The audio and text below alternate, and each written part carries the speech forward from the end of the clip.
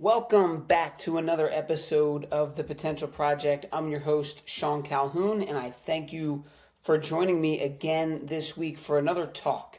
Now, a lot of these conversations that I like to have are mindset driven. They are something that's going on in between your ears that is causing you to be held back from your ultimate life, right? Your highest health, your best potential in life. And that's exactly what we're going to talk about here today.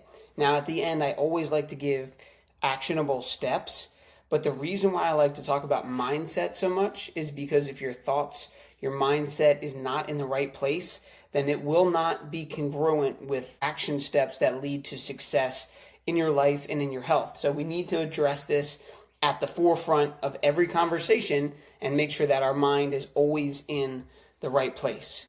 Now, we're going to talk about weight loss, we're going to talk about goal setting and things like that, but just realize that when it comes to setting goals, there is nothing wrong with wanting to lose weight, and there's nothing wrong with wanting to feel better in your clothes or more confident when you look in the mirror, but there is a big problem when the number on the scale becomes this like imaginary scoreboard for your entire life, right? Like you wake up in the morning, you get on the scale, and you let it determine how you should feel and the actions that you take during that day. And that's simply not fair for you, the people surrounding you, and your future better self, right? And the problem that I see is what happens when you finally reach that goal, but you still don't feel good, right? Like you still don't feel good enough. And that is what we're going to dive into today, because a lot of us can lose the weight. A lot of us did lose the weight or will in the future. But if our mindset is not in the right place, you will reach that goal, you will get to that point, and you will still not feel enough. And I don't want that for you, because it takes a lot of hard work, discipline, consistency, and positive momentum to achieve a goal like weight loss. But we don't want to get to that point and feel unfulfilled or feel unworthy or still less than. Now, I want to repeat the point I'm trying to make here. Weight loss is a valid goal. I don't want to diminish the fact that if your primary objective is to lose weight, that's fine.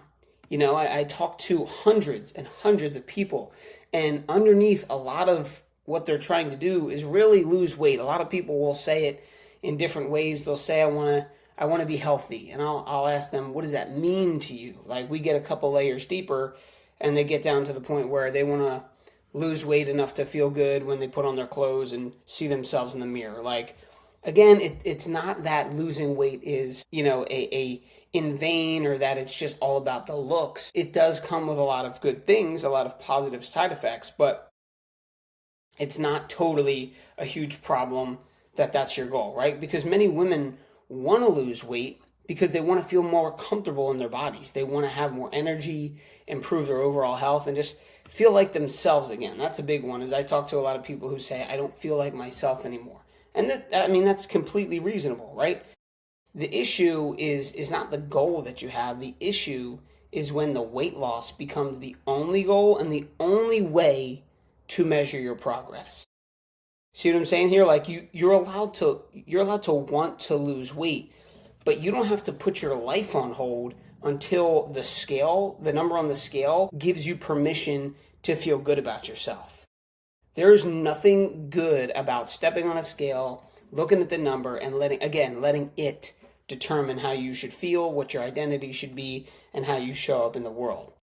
Now, I've said this before, I've probably had a whole entire podcast about this, but just remember, the scale is one data point. It does not determine your identity and the way that you show up in the world, because, it's easy to just wake up in the morning, step on the scale, and just allow that number to determine your mood, right? If it's down, if the number's down from where you were, you feel proud, you feel excited. And if it's up, you just feel like a complete failure and like it's useless, and why am I even packing a salad for lunch or even showing up to the gym, right? These are the conversations that I've heard people have, right? But body weight will fluctuate and can fluctuate for so many different reasons. I mean, there's hydration, there's digestion, there's your stress levels, inflammation, your sodium intake, hormones, the quality of sleep that you had, right? These are normal changes from day to day. And guess what? The scale is going to go up and down from hour to hour, from day to day, right?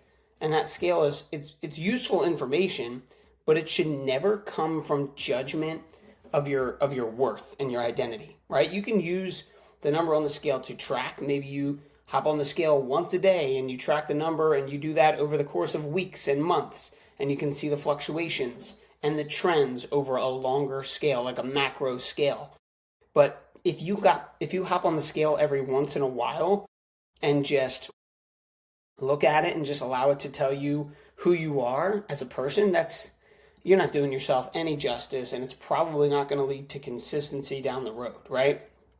And just remember, the scale is like one gauge. Like, let's say on the dashboard of your car, like one light goes off, right? It might tell you like some useful information, but you would never just look at that one gauge on your dashboard and just assume how the entire car is running, right? You're not just going to say, oh, the entire car is junk, we need to bring it to the junkyard and get a new one. You wouldn't do that. You would just assess that one problem and get it fixed. Now, what I like to tell people, I more so try to unpack this through asking questions. And that is to really get people to understand the real goal behind all of this. And the real goal to me is to improve how your body is functioning. Because at your normal functioning rate, right? Homeostasis, that's when your body is functioning optimally. It knows what to do. It knows how to sleep. It knows how to have energy, digest food, be in a good mood, regulate hormones. Your body can do that without you telling it what to do. The same way that you don't have to tell your heart to beat or to tell your stomach to digest food. It's going to do it, right? And instead of obsessing over the end result every single day, we should be looking to improve certain inputs, right? And that's why the process that I do is very important, because it gives us clarity and it gives us something else to focus on other than just the number on the scale, right? It shows us how our body is functioning, and that's why we always start with the process we do is testing instead of guessing. We run functional lab tests that look deep into your hormones, your gut, your food sensitivities, different things inside the body that you cannot necessarily tell from just assessing a person from the outside or talking about symptoms, right? And then what that does is it gives you clarity about what might be causing the stress that's going on inside of your body, right? So from there, we get a great picture. We know what's going on inside your body. We know why you're feeling the symptoms, why you're experiencing what you're experiencing. And then we get to have a custom nutrition and lifestyle plan because it's custom to you based on what foods and exercise and stress reduction and lifestyle habits that you need to let your body function the way it needs to. Then we work on things like improving sleep quality, increasing your energy, right? Supporting your digestion. Reducing bloating is a big one, right? Creating more stable moods surrounding your food, building strength, right? And just feeling more confident in daily life, right? And when you do those things, when you focus on helping the body function better, weight loss and the number on the scale is often a result of that process. It's no longer something that you're trying to force every single day, right? It just happens as a byproduct of doing those other steps. Now, that's why we do it, right? Because if you have this process to hold on to, and you know it works, and it's scientifically proven, and people have done it before you, and people will do it after you, if you just follow the process and trust in it, now you show up every day saying, did I do my habits? Did I show up in a way that is congruent with allowing my body to function better?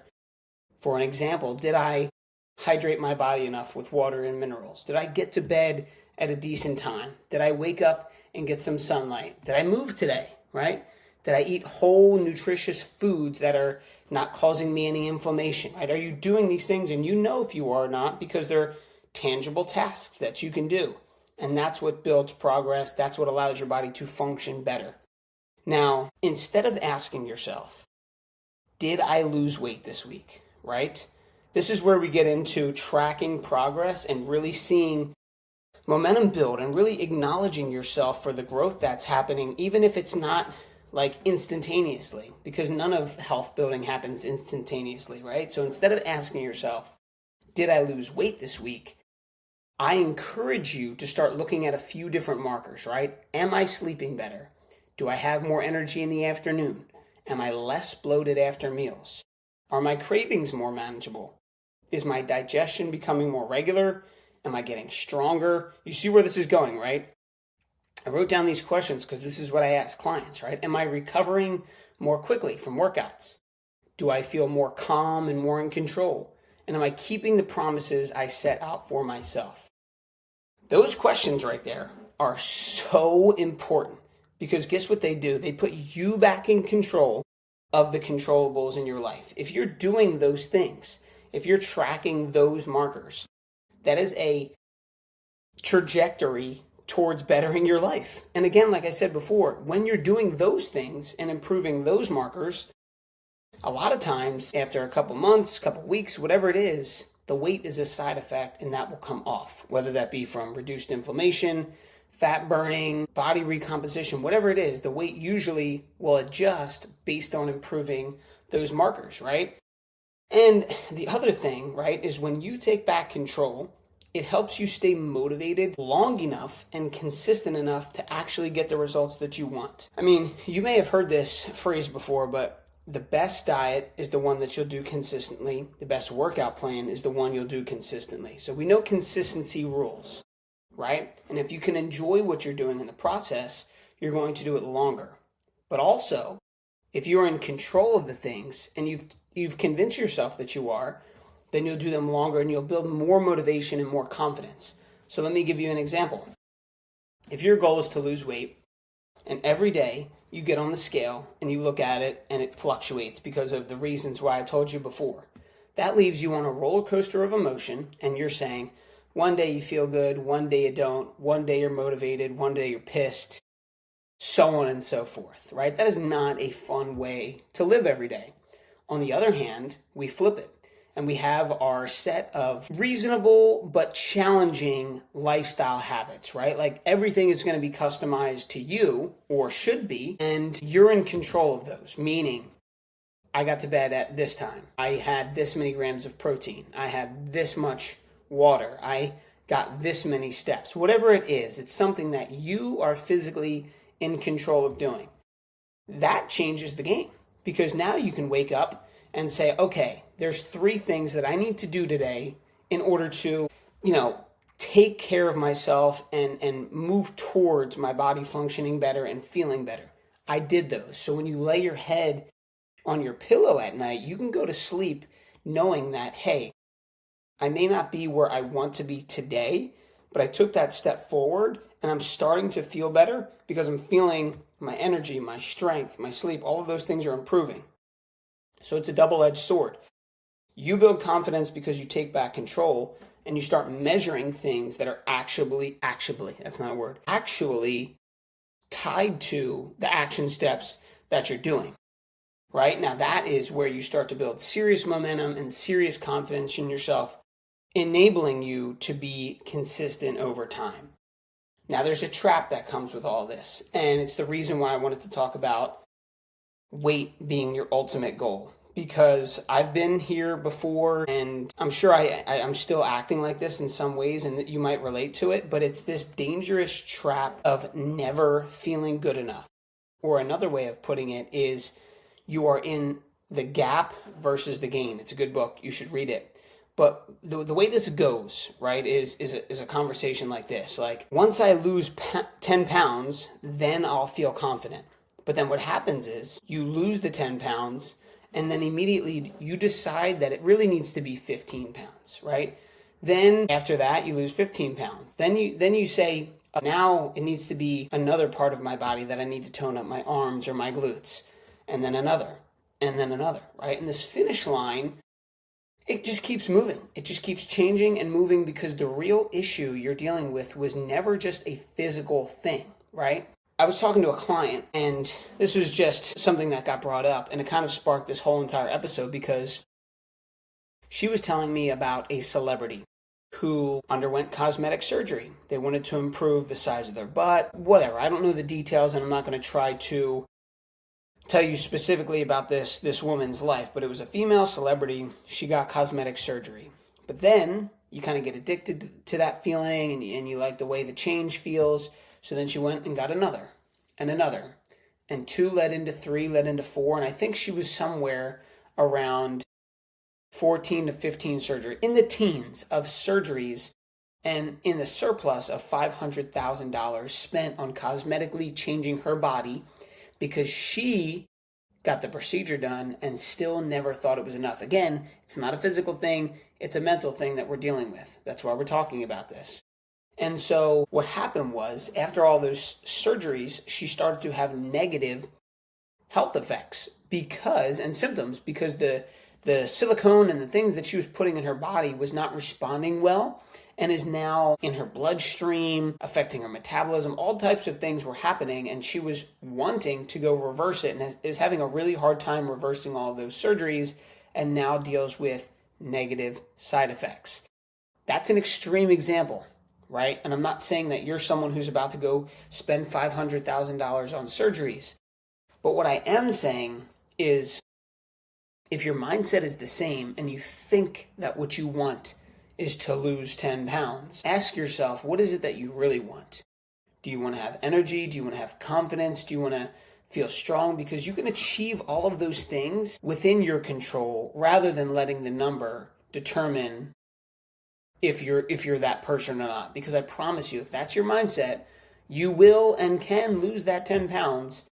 And you will and cannot be satisfied with it. And that becomes a vicious cycle of just never ending, feeling like nothingness, feeling unworthy, and just punishing yourself through life, right? Because you cannot hate yourself into a healthier life, right? A lot of women have spent years criticizing themselves in the mirror, comparing themselves to this earlier version of who they were, or just feeling ashamed when their body goes through changes, right? There's different seasons of life. The woman you were in your 20s and 30s is not the same person.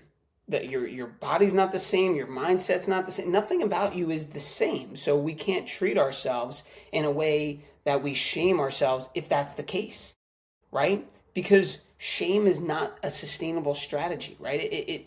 It could push you into action for the moment, but it usually, what happens is it leads to burnout. It leads to you severely restricting yourself. It feels guilty, like you feel guilty when you do certain things.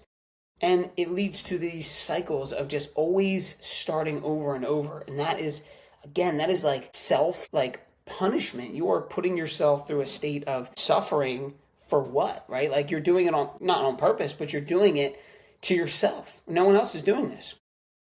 And realistically, you can change your body and still respect the person that you are all at the same time, right? Like you can want to make improvements. That's okay. I think as human beings, we are designed to want to grow, to expand, and to improve. But you can still respect and have gratitude for the person you are today. Like those two things can exist at the same time, right? And realize this, the healthiest version of you, that optimal self that you're striving for, is not built through punishment. She's built through care, through clarity, through giving yourself patience and grace, and a daily follow through to understand that I'm going to do my very best with the time and the energy and the resources that I have today. And when that day's over, I'm going to do it again tomorrow, because I can't focus on what happened in the past. I'm just going to do what I can do today. That's how you can achieve the healthiest version of yourself, right?